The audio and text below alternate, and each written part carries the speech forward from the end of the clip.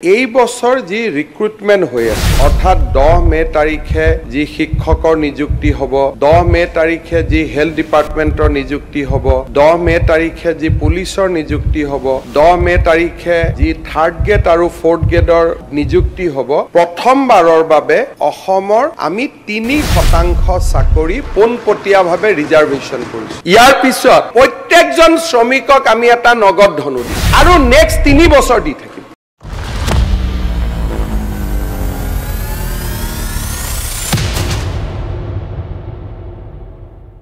মই দুটা কথা উল্লেখ কৰিব খুজিছো যে আমাৰ চাহ শ্ৰমিকৰ কল্যাণৰ বাবে টি ওয়েলফেয়াৰ ডিপাৰ্টমেন্টত মই দুটা কথা উল্লেখ কৰিছো যে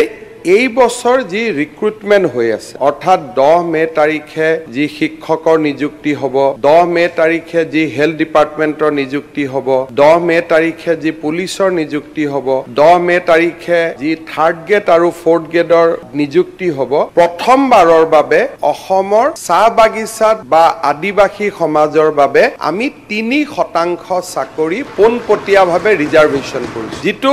এটা ঐতিহাসিক কথা অৰ্থাৎ আজি যে 50,000 যদি চাকৰি হয় 3% চাকৰি ডাইৰেক্ট মেৰিটত যি পাবটো পাবই মেৰিটত পোৱাৰ উপৰিও ওবিসি হিচাপে যি পাবই এইখিনিৰ উপৰিও 3% চাকৰি ডাইৰেক্টলি আমাৰ আদিবাসী আৰু চাহ জনজাতি সম্প্ৰদায়ৰ লোকৰ বাবে আমি সংৰক্ষণ কৰিছো এম্পাৱাৰমেন্টৰ ক্ষেত্ৰত ই এটা ঐতিহাসিক ঘটনা যেটো আমি আগতে কেতিয়াও চিন্তা কৰিব পৰা নাছিলো আমাৰ ৰাজ্য 100খন হাই স্কুল প্ৰথমবাৰৰ বাবে আমি চাহ বাগিচাত স্থাপন কৰিছো অসমীয়া মাধ্যমৰ স্কুল 100খন স্কুল আজি আমি চাহ বাগিচাত খুলিছো আৰু অসমীয়া মিডিয়ামত খুলিছো বহুতে মাধ্যমৰ কথাও কয় আমি অসমীয়া মিডিয়ামত খুলিছো আৰু এই 100খন স্কুলতে অসম্ভৱ ষ্টুডেন্ট হৈছে তাৰ প্ৰতি ডিমান্ডৰ প্ৰতি লক্ষ্য ৰাখি এইবাৰ আমি আৰু 100খন নতুনকৈ হাই স্কুল স্থাপনৰ কামত আগবাঢ়িছো আজি চাহ বাগিচা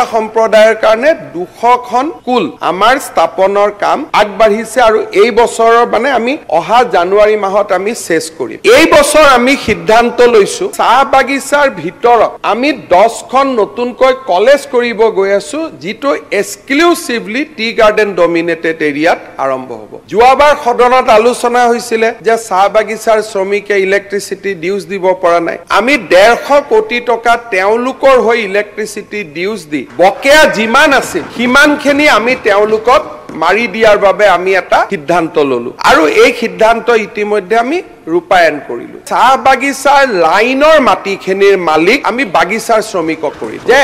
লাইনত যিমান লাইন আছে আসাম টি কৰ্পোৰেচন দি অহা বছৰ আমি আৰম্ভ কৰিম যেহেতু এখিনি আমাৰ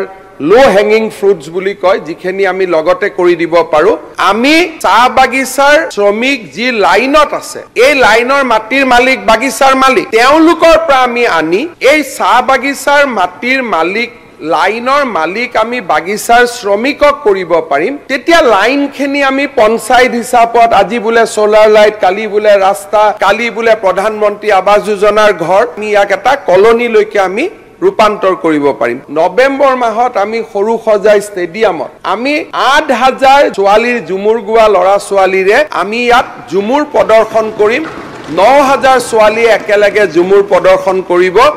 আমি বিশ্ব মানচিত্ৰত জুমুৰ লৈ যাম চাহ বাগিচাক ইমান ফোকাস আগত কেতিয়াও দিয়া হোৱা নাছিল এই বছৰ আমি 900খন চাহ বাগিচাৰ লাইনৰ ৰাস্তা বনাবৰ কাৰণে 900 কোটি টকা অনুমোদন দিছো ইয়াৰ পিছত আজি জল জীৱন মিছনৰ স্কিম প্ৰত্যেকখন চাহ বাগিচাত কৰা 8 লাখ বাগিচাত শ্ৰমিক আছে এই 8 লাখ বাগিচাৰ শ্ৰমিকক প্ৰত্যেকজন শ্ৰমিকক আমি এটা নগদ ধনু দিম যাতে তেওঁলোকে লৰা ছোৱালীৰ শিক্ষাৰ কাৰণে বিনিয়োগ কৰিব পাৰে কি কৰিম কি নকৰিম এটো অহা বছৰ বাজেটত আহিব কিন্তু তাৰ আমি ইতিমধ্যে পৰিকল্পনা কৰিছো